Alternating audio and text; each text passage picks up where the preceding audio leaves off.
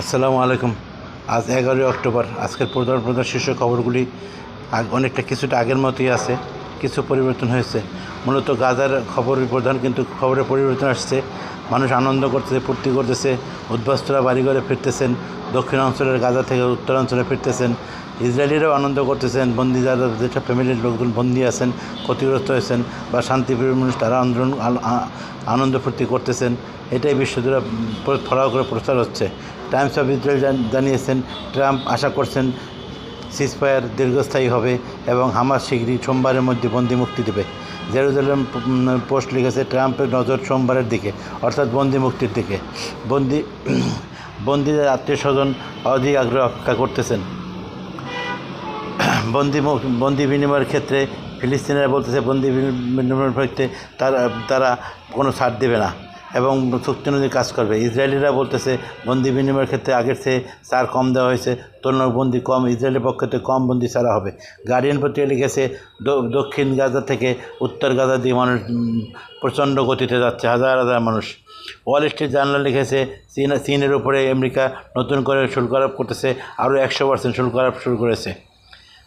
Al Jazeera লিখেছে, গাজায় শান্তি আসন্ন, গাজায় আপাতত আলোচনা থেমে ধ্বংস মানুষ বাড়িঘর দিয়ে মানুষজন ছুটে চলেছেন, যদি বাড়িঘর নাই নিজ এলাকায় মানুষ ছুটছেন।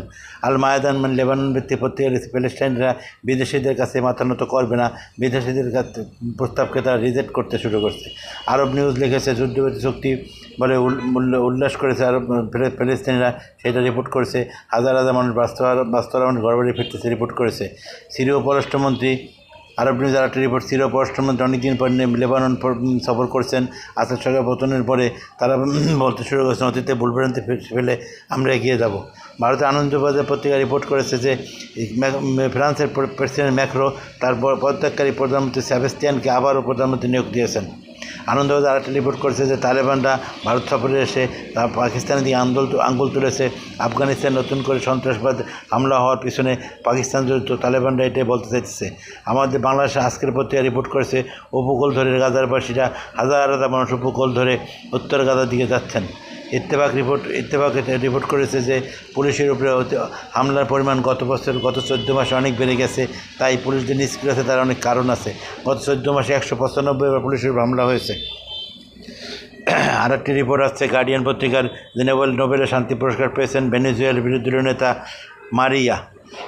এই বিরোধী দলীয় নেতাদের দেখা যায় প্রায় বিভিন্ন দেশে বিরোধী দলীয় নেতাদেরকে পুরস্কার দেওয়া হয়। যেমন এর আগে বার্মার বিরোধী দলীয় নেতা অং সান সু চিকে তারা পুরস্কার দিয়েছিল, ইরানি বিরোধী দলীয় নেতা শিরিন এবাদিকে